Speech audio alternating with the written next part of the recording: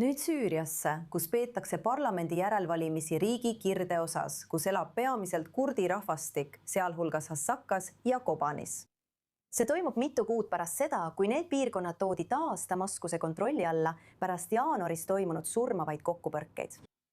Hääletus täidab viimased 11 kohta Süüria esimeses parlamendis pärast Bashar al-Assadi kukutamist. Kuid see ei ole täielik demokraatlik taaskäivitamine. Enamik kohti valitakse valijakogude kaudu. Samal ajal nimetab president Ahmed al-Sharaa otse kolmandiku parlamendi liikmetest. Et arutada rohkem, on meiega liitunud kurdi ajakirjanik ja teadlane Siarvan Kajo. Nüüd, Siarvan, kas need valimised annavad kurdi aladele praegu tõelise esindatuse? Või kirjeldaksite seda pigem kui formaalset protsessi, millel lõppkokkuvõttes pole eriti suurt tähendust? Aitäh, et mind kutsusite. Ma ei usu, et ma nimetaksin neid tingimata valimisteks. Nagu te ütlesite, see oli valikuprotsess, mitte ainult kurdi piirkonnas, vaid üle kogu riigi.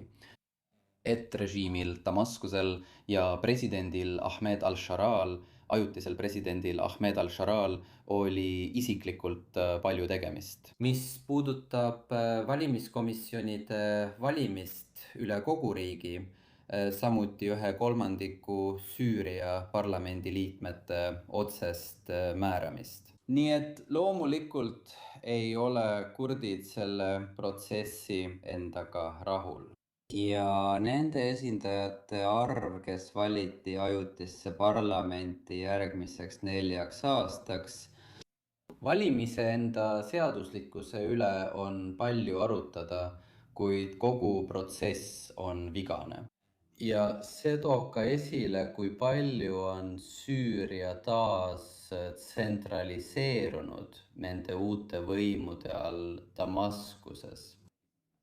Kuidas kurdid praegu riiki näevad Damaskuse uue valitsuse all võrreldes sellega, kuidas see oli Assadi ajal?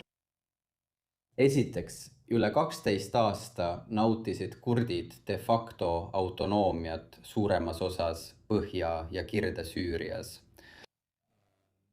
Selle aja jooksul said kurdid arendada omaenda institutsioone ja nüüd on see kõik kadunud. Pärast jaanuarikuu kokkupõrkeid ja sellele järgnenud kokkulepet kurdide juhitud Süüria demokraatlike jõudude ja Damaskuse vahel. Pärast seda, kui Ameerika Ühendriigid jätsid kurdid ja kurdide juhitud jõud sisuliselt maha,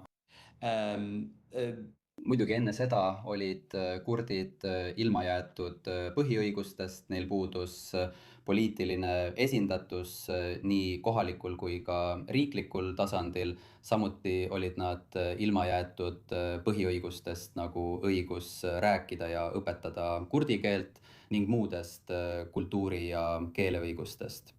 Mõned neist õigustest anti kurdidele tead selle administratsiooni, selle Damaskuse ajutise valitsuse ajal.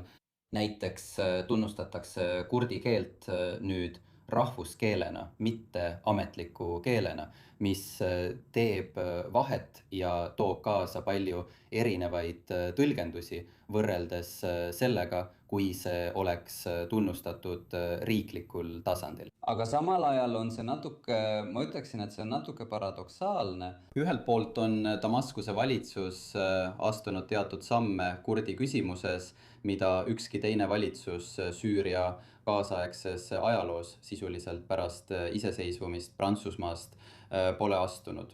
Aga samal ajal on see valitsus valmis tapma kurde, kes on Damaskusele ja selle võimule vastu. Nii et see on kurdide jaoks 2 teraga mõõk. Just see parlamendi liikmete valik tehti eriti hoolikalt, peegeldades Damaskuse päevakorda selle kohta, mis Süüriat järgmiseks ees ootab. Me teame sellega. Mis sa siis arvad, mis pärast seda valikuprotsessi järgmisena tuleb? Kas sa näed, et see võib olla uus pingete allikas, eriti selles kirdepiirkonnas Süürias? Kindlasti. Üks peamisi kodusõja põhjuseid 2011 aastal oli just seesama tugev tsentraliseerimine kogu riigis, millega kohalikud inimesed polnud rahul, kuidas asju aeti. Kõike juhiti ja kontrolliti sõna otseses mõttes Damaskusest. Sama asi toimub ka praegu, kuigi teisel viisil, ning Damaskus üritab kogu riigis oma võimu tagasi saada. Nii et pinged jäävad sinna püsima. Võime näha lühiajalist või keskmise tähtajaga stabiilsust, kuid pikaajaliselt ei saavuta Süüria mingit stabiilsust, mida Bashari valitsus soovib saavutada, sõltumata rahvusvahelisest toetusest. Nii et ma arvan, et küsimus taandub sellele, milline valitsemissüsteem Süürial võiks olla. Kas me räägime föderaalsüsteemist, kas me räägime administratiivsest detsentraliseeritud süsteemist või puhtalt tsentraliseeritud süsteemist, mis Süürias on olnud eriti Baati võimu ajal üle 50 aasta, 5 aastakümne. Nii et neid probleeme ei lahendata üleöö, kuid ma usun seda.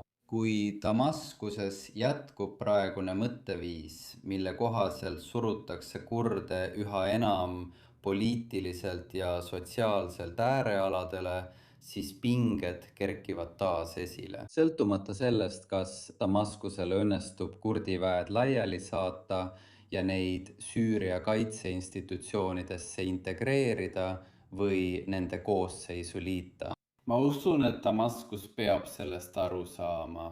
Kui nad tahavad, et kurdid oleksid täielikult Süüria riiki integreeritud, siis tuleb kõigepealt tunnustada kurdide õigusi. Enne kui me räägime siin-seal ametikohtade andmisest, sümboolsest, teatud kurdi kogukonna liikmete kaasamisest, need asjad ei lahenda pikaajalisi probleeme ja kaegusi, mis kurdidel on olnud juba aastaid. Väga oluline, eriti kui vaatame tulevikku ja sellele, mis võib Süürias juhtuda. Sirvan Kajo, väga tore, et olite täna meiega i24 News Englishis. Aitäh! Aitäh, et mind kutsusite!